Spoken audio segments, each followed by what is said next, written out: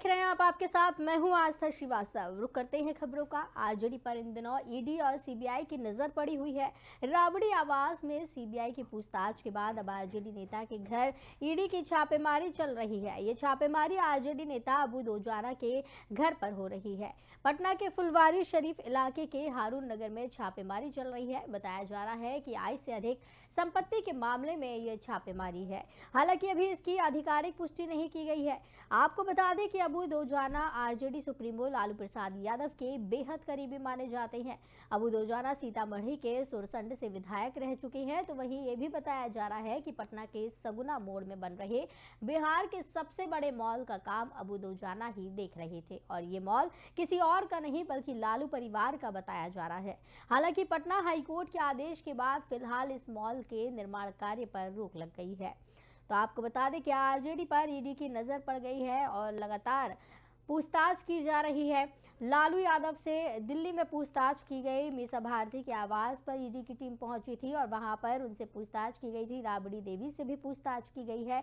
पटना में ईडी ने पूछताछ की है, तमाम दस्तावेज खंगाले हैं। आरजेडी इन दिनों ईडी की रडार पर दिखाई दे रही है। आपको बताते चले कि राबड़ी आवास में सीबीआई की पूछताछ के बाद अब आरजेडी के नेता के घर पर छापेमारी चल रही है। तो वहीं लालू यादव के समधी जो कि गाजियाबाद में रहते हैं, वहां भी ईडी पहुंची है और आज वहां भी पूछताछ चल रही है। वहां भी दस्तावेज खंगाले जा रहे हैं।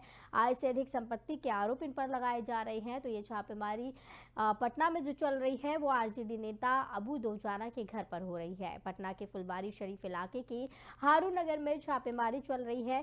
आपको ये बता दें कि अब ये आय से अधिक संपत्ति के मामले में लालू यादव के तमाम करीबी नेताओं से और पारिवारिक लोगों से पूछताछ की जा रही है। इसी के चलते जगह जगह ईडी सीबीआई छापेमारी कर रही है। हालांकि अभी इसकी आधिकारिक पुष्टि नहीं की गई है। आपको ये भी बता दें कि अबू दोजाना आरजेडी सुप्रीमो लालू प्रसाद यादव के बेहद करीबी माने जाते हैं। अबू दोजाना सीतामढ़ी के सुरसंड से विधायक रह चुके हैं। तो वहीं ये भी बताया जा रहा है कि पटना के सगुना मोड़ में बन रहे बिहार के सबसे बड़े मॉल का काम अबू दोजाना ही देख रहे थे और ये मॉल किसी और का नहीं बल्कि लालू परिवार का है। हालांकि पटना हाईकोर्ट के आदेश के बाद इस मॉल के निर्माण कार्य पर अभी रोक लगी हुई है।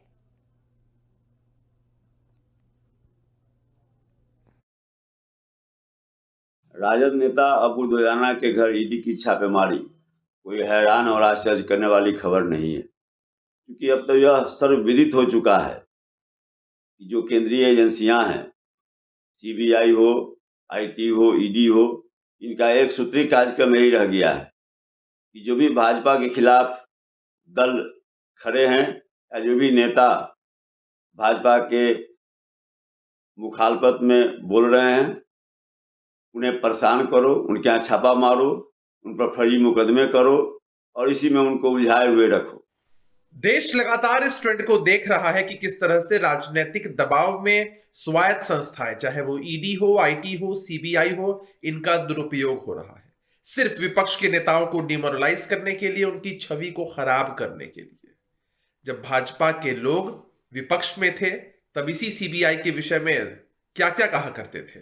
सीबीआई को तोता बताते थे, पंछी बताते थे और आज सीबीआई को, ईडी को, आईटी को डिफेंड करने में लगे रहते हैं। राजद नेता अबू दोजाना जी जो पूर्व विधायक रहे हैं, उनके घर पे लगातार ईडी द्वारा छापेमारी हो रही है। इसके पहले आदरणीय राबड़ी देवी जी के आवास पे छापेमारी हुआ और आपको बता दें, कुछ दिन पहले जब छत्तीसगढ़ में हमारी अधिवेशन होने वाली थी कांग्रेस पार्टी के, वहां भी ईडी द्वारा हमारे नेताओं के ऊपर छापेमारी किया गया। तो हम बता दें कि पूरे देश में भाजपा 2024 को इलेक्शन को लेकर के हर विपक्षी नेताओं को टारगेट कर रही है। आप देखिए, एक तरफ कर्नाटका में बीजेपी विधायक के घर से करोड़ों रुपया बरामद होता है, उस पर कार्रवाई नहीं होता, लेकिन लगातार विपक्षी नेताओं को टॉर्चर किया जा रहा है ईडी के द्वारा, सीबीआई के द्वारा छापेमारी कर करके। राजद नेता अबू दोजाना से विधायक और हरियाणा वेयर हाउस के चेयरमैन नयनपाल रावत ने कहा है कि आगामी बरसात के सीजन से पहले लोगों को टूटी हुई सड़कों से निजात मिल जाएगी। इसको लेकर उन्होंने आज पीडब्ल्यूडी के एसडीओ, जेई और अन्य अधिकारियों के साथ बैठक की और विकास कार्यों को लेकर तमाम दिशा निर्देश उन्हें दिए हैं। उन्होंने कहा कि मुख्यमंत्री मनोहर लाल द्वारा की गई घोषणा के अनुरूप लगभग 15 सड़कों पर जल्दी काम पूरा कर दिया जाएगा, जिसके अलावा जो भी सड़कें रह जाएंगी उन सभी के लिए भी आज अधिकारियों को दिशा निर्देश जारी किए गए हैं। बीते 2 साल से कोरोना काल के कारण सड़कों का काम नहीं हो पाया था, लेकिन अब उनके पास सीएम हाउस से भी लगातार फोन आ रहे हैं और तमाम सड़कों के एस्टीमेट भेज दिए गए हैं। तो बताया जा रहा है कि टूटी हुई सड़कों पर ध्यान दिया जा रहा है, विकास कार्यों पर ध्यान दिया जा रहा है। पृथला से विधायक और हरियाणा वेयर हाउस के चेयरमैन है नयनपाल रावत। उन्होंने कहा है कि आगामी बरसात के सीजन से पहले लोगों को टूटी हुई सड़कों से निजात मिलेगी। इसको लेकर आज पीडब्ल्यूडी के एसडीओ, जेई और अन्य अधिकारियों के साथ बैठक की गई है। विकास कार्यों को लेकर दिशा निर्देश जारी किए गए हैं। सख्त तरीके से कहा गया है कि किसी भी तरीके की लापरवाही यहाँ बर्दाश्त नहीं की जाएगी। पीडब्ल्यूडी के अधिकारियों को इस दौरान निर्देश दिए गए हैं। उनके साथ बैठक करके विकास कार्यों पर ध्यान देने की बात की गई है। लोगों को टूटी हुई सड़कों से निजात देने की बात इस दौरान की गई है, क्योंकि जिस तरीके से टूटी हुई सड़कें हैं उसकी वजह से काफ़ी परेशानियां लोगों को देखने को मिलती है। उसकी वजह से विकास कार्यों में परेशानियां आती हैं। इसको लेकर सख्त दिशा निर्देश दिए गए हैं। कहा गया है कि मुख्यमंत्री मनोहर लाल द्वारा की गई घोषणा के अनुरूप लगभग 15 सड़कों पर जल्द ही काम पूरा होगा। इसके अलावा जो भी सड़कें रह जाएंगी उन सभी के लिए भी आज अधिकारियों को दिशा निर्देश जारी किए गए हैं। बीते 2 साल से कोरोना काल के कारण सड़कों का काम नहीं हो पाया था, लेकिन अब उनके पास सीएम हाउस से भी लगातार फोन आ रही हैं और तमाम सड़कों के एस्टीमेट भेज दिए गए हैं। और सीएम हाउस को जब इसके एस्टीमेट भेजे गए हैं तो सख्ती से प्रावधान किए जाएंगे कि सड़कों पर किसी भी प्रकार के गड्ढे या फिर टूटी हुई सड़कें ना दिखाई दें।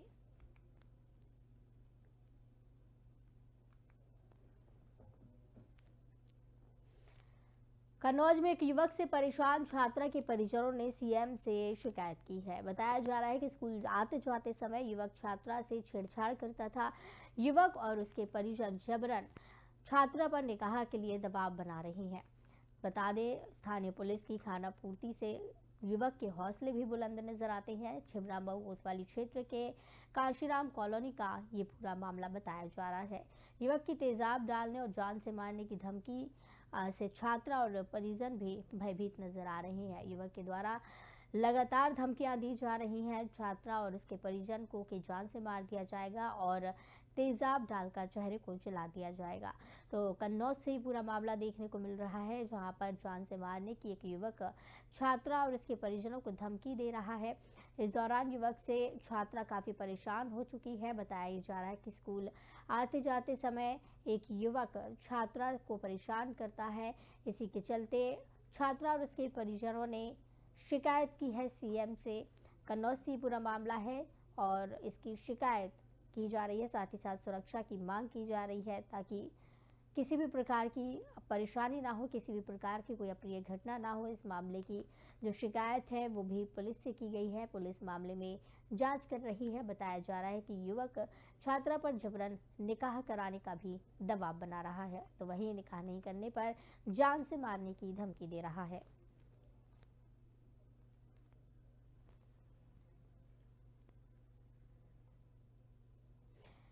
उत्तराखंड में रेशम कीट उत्पादन करने वाले किसानों के लिए राज्य सरकार ने एक बड़ी पहल शुरू कर दी है। रेशम से जुड़े किसानों को नुकसान से बचाने के लिए राज्य सरकार ने रेशम कीट बीमा योजना का शुभारंभ किया है।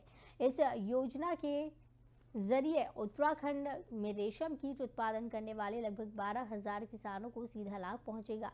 रेशम कीट बीमा योजना के साथ साथ उत्तराखंड में किसानों की आय दोगुनी करने और उनके जोखिम को कम करने के लिए पशुपालन और अन्य उत्पादों को पैदा करने वाले किसानों को भी इस योजना के तहत जोड़ा जाएगा। उत्तराखंड रेशम निदेशालय और भारतीय कृषि बीमा कंपनी के संयुक्त प्रयास से आयोजित कार्यक्रम में उत्तराखंड के कृषि मंत्री गणेश जोशी ने आज इस योजना का शुभारंभ शुभारंभ किया है। कृषि मंत्री ने कहा कि शुरुआती चरण में देहरादून, हरिद्वार और ऊधम सिंह नगर जैसे जिलों से इसकी शुरुआत की जाएगी, जिसे धीरे धीरे चरणबद्ध तरीके से आगे बढ़ाया जाएगा। कृषि मंत्री ने कहा कि इस योजना से प्रदेश के रेशम से जुड़े हुए किसानों को काफी फायदा होगा और उनकी आय को बढ़ाने के साथ ही फसलों के जोखिम को कम किया जा सकेगा। तो आपको बता दें कि 12,000 किसानों को इससे सीधा फायदा होने वाला है। किसानों के लिए एक बड़ी पहल करने की कोशिश की जा रही है। रेशम कीट बीमा योजना का इसी के चलते शुभारंभ किया गया है। उत्तराखंड में रेशम कीट उत्पादन करने वाले किसानों के लिए राज्य सरकार एक बड़ी पहल शुरू कर रही है। रेशम से जुड़े हुए किसानों को नुकसान से बचाने के लिए सरकार की ये पहल है। इसी के चलते रेशम कीट बीमा योजना का शुभारंभ किया गया है। इस योजना के जरिए उत्तराखंड में रेशम कीट उत्पादन करने वाले लगभग 12,000 किसानों को सीधा लाभ पहुंचेगा। रेशम कीट बीमा योजना के साथ साथ उत्तराखंड में किसानों की आय दोगुनी करने और उनके जोखिम को कम करने के लिए पशुपालन और अन्य उत्पादों को पैदा करने वाले किसानों को भी इस योजना के तहत जोड़ा जाने वाला है। उत्तराखंड रेशम निदेशालय और कृषि भारतीय बीमा कंपनी के संयुक्त प्रयास से आयोजित कार्यक्रम में कृषि मंत्री गणेश जोशी ने इस योजना का शुभारंभ किया है। उन्होंने कहा कि शुरुआती चरण में देहरादून, हरिद्वार, ऊधम सिंह नगर जैसे जिलों से इसकी शुरुआत होगी और धीरे धीरे इसको आगे बढ़ाया जाएगा।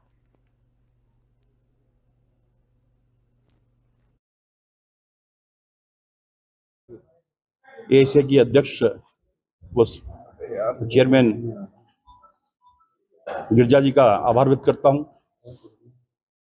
इस योजना का शुभारंभ देवभूमि उत्तराखंड से किया है और इसमें पायलट प्रोजेक्ट के रूप में देहरादून, हरिद्वार, नैनीताल व ऊधम सिंह नगर 4 जिलों को इसमें लिया है। पायलट प्रोजेक्ट के रूप में 250 किसानों को इससे जोड़ा गया है और हमने घोषणा की है कि शीघ्र इसको हम प्रदेश के जो 12,000 हमारे किसान हैं उनका प्रीमियम हमारी सरकार देगी, क्योंकि हमारा ये मानना है कि अगर किसान मजबूत होगा तो देश मजबूत होगा। और ये योजना का शुभारंभ देवभूमि उत्तराखंड से हो रहा है और मुझे पूरा भरोसा है इसके बाद पूरे देश में ये योजना लागू होगी और हमारे रेशम जो कीट पालक हमारे भाई हैं, भाई बहन जो इसमें काम कर रहे हैं, उनको इसका लाभ मिलेगा। ये सबसे पहले तो मैं उत्तराखंड कांग्रेस के प्रदेश प्रवक्ता शीशपाल सिंह बिष्ट ने बताया है कि ग्रामीण विकास एवं लायन निवारण आयोग ने द्वितीय राज्य स्तरीय पलायन सर्वेक्षण अंतिम रिपोर्ट सरकार को सौंप दी है। उन्होंने बताया कि राज्य में सबसे अधिक अस्थायी पलायन 3 जिलों से हुए। अल्मोड़ा में 1090 गाँव से 54,519, तो वहीं टिहरी गढ़वाल में 906 गाँव में से 41,569 और पौड़ी गढ़वाल के 1,057 गाँव से 29,093 लोगों ने अस्थायी पलायन किया है। उन्होंने बताया कि देहरादून, चंपावत और बागेश्वर के गाँव से कम पलायन हुआ, जबकि हरिद्वार के रुड़की ब्लॉक में मात्र 6 गाँव से सबसे कम 250 लोगों ने पलायन किया है। देहरादून, चमोली, टिहरी गढ़वाल, पौड़ी गढ़वाल, बागेश्वर, रुद्रप्रयाग और चंपावत जिले के ग्रामीण क्षेत्रों में अस्थायी पलायन पर अंकुश लगा हुआ है। उन्होंने बताया कि ऊधम सिंह नगर और हरिद्वार में अस्थायी पलायन का प्रभाव अधिक होने के कारण भी प्राप्त हुए हैं। इसके अलावा उत्तरकाशी में अस्थायी पलायन के प्रभाव में अपेक्षाकृत कमी देखने को मिली है। शीशपाल सिंह बिष्ट ने बताया कि ऊधम सिंह नगर में देहरादून में सबसे कम स्थायी पलायन हुआ है। बीते 5 वर्षों में ऊधम सिंह नगर और देहरादून के गांव से अन्य जिलों की अपेक्षा कम पलायन हुआ। स्थायी पलायन के मामले में भी अल्मोड़ा, टिहरी गढ़वाल और पौड़ी गढ़वाल ही सबसे आगे है।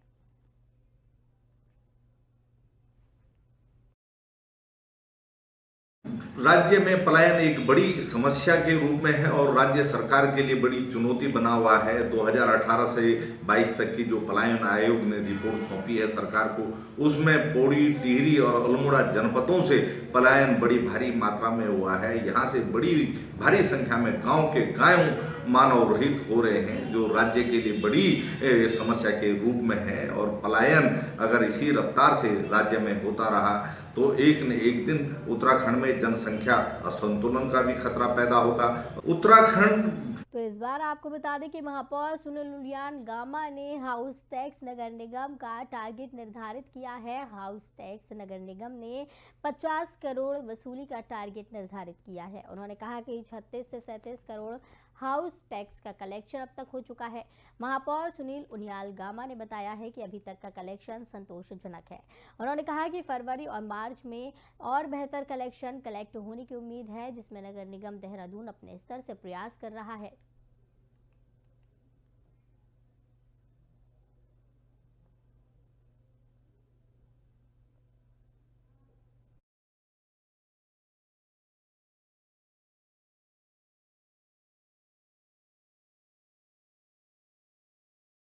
टारगेट और अभी लगता है कि अभी 36-37 करोड़ रुपए जो है हमारे आ चुके हैं और अभी मार्च का महीना चल रहा है। 80 सरकारी विभागों को भी जो है नोटिस गए हैं। सबके जो है अगर पैसे आ जाएंगे तो 50 करोड़ का भी हम इसको अभी टारगेट पार करेंगे।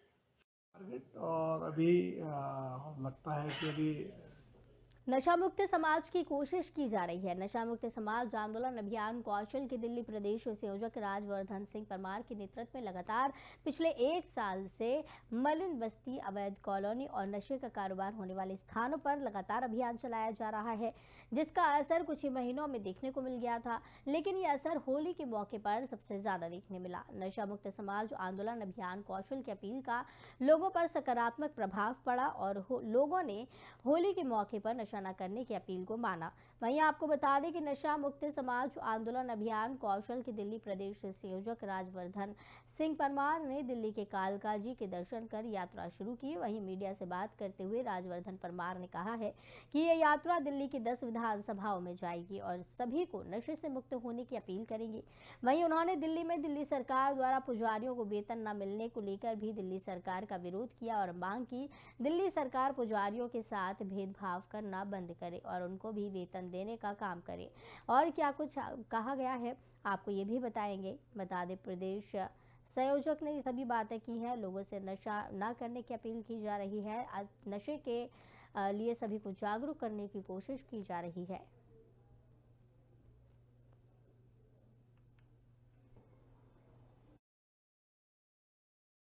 जन जागरण यात्रा प्रारंभ हुई है, जो कि 10 अप्रैल तक चलेगी। जन जागरण यात्रा का उद्देश्य है, दिल्ली सरकार मौलवियों को वेतन दे रही है। हमारी मांग है कि हिंदू समाज के धर्म रक्षक पुजारियों को भी वेतन सरकार देने का काम करे। सनातन बोर्ड का गठन हो, क्योंकि झोपड़ियों वालों को आवास मिले, दिल्ली के पेयजल व्यवस्था सुधारी जाए और मजार मुक्त दिल्ली हो, मजार मुक्त भारत हो। क्योंकि अगर हिंदुओं के पास शक्तिपीठ है, मंदिर है, ज्योतिर्लिंग है, तो मजारों पर जाकर हम चादर क्यों चढ़ाते हैं? तो मैं आज से नारा दे रहा हूं, नो चादर नो फादर। जो हमारे धर्म के रक्षक हैं उनको भी वेतन देने का काम किया जाए। अगर उनको वेतन नहीं दिया जाएगा तो उनका परिवार, उनके परिवार की परवरिश, शिक्षा व्यवस्था के जिम्मेदार हैं अरविंद केजरीवाल।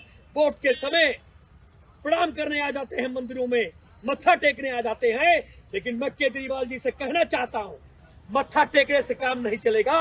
इनका भी परिवार है, इनकी भी आवश्यकताएं हैं, इसलिए इन्हें प्रति महीने धर्म रक्षकों को 1-1 लाख रुपए देने की तत्काल घोषणा करें। राजधानी में अपराधियों का तांडव जारी है। मामला है पटना सिटी के बाईपास थाना क्षेत्र के बाहरी धवलपुरा स्थित अखाड़ा का, जहां रंग गुलाल लगाने को लेकर विवाद बढ़ा और उसी विवाद में खूनी खेल शुरू हुआ, जिसमें एक युवक को गोली लगने से उसकी मौत हो गई। इस घटना के बाद पूरे इलाके में सनसनी फैल गई। बताया जाता है अखाड़ा पर हंसी खेल में रंग गुलाल लगाया जा रहा था। उसी दौरान आपराधिक मानसिकता वाले एक व्यक्ति ने रंग गुलाल का विरोध किया और गोली में फायरिंग शुरू कर दी है।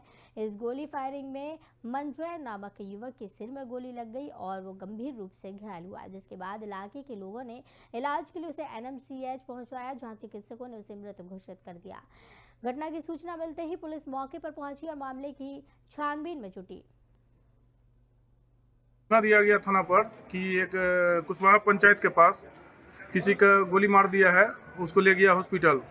अभी यहाँ हम लोग सब बाईपास थाना का प्रशासन बड़ाबू सब आए तो सूचना मिला कि मृतक कोई मंजय कुमार है, पिता इंद्रजीत सिंह मेहता। इन्हीं को गोली मार दिया। खाने पीने में अब क्या दुश्मनी था, अभी तो अनुसंधान करने के बाद ही पता चलेगा कैसे गोली लगा, क्यों मार।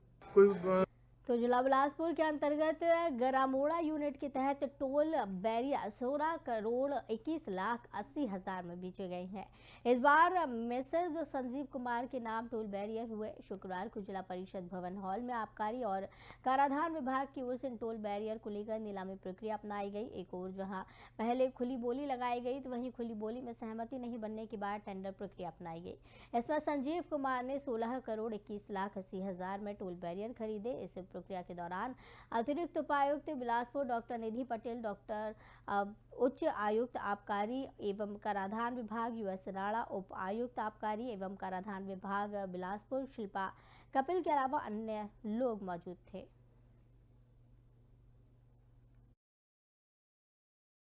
प्रक्रिया थी जो इसके पीठासीन अधिकारी थे मैडम एडीसी डॉक्टर निधि पटेल बिलासपुर से, इन्होंने इसको चेयर किया और इसमें 2 एप्लीकेंट्स थे, messrs SKN company, messrs Sanjeev Kumar and Parvesh Kumar. और जो बोली थी उसमें 15 करोड़ की बिड आई थी, जो कि रिजर्व प्राइस 16 करोड़ 21 लाख 23 हजार 60 हजार से नीचे थी।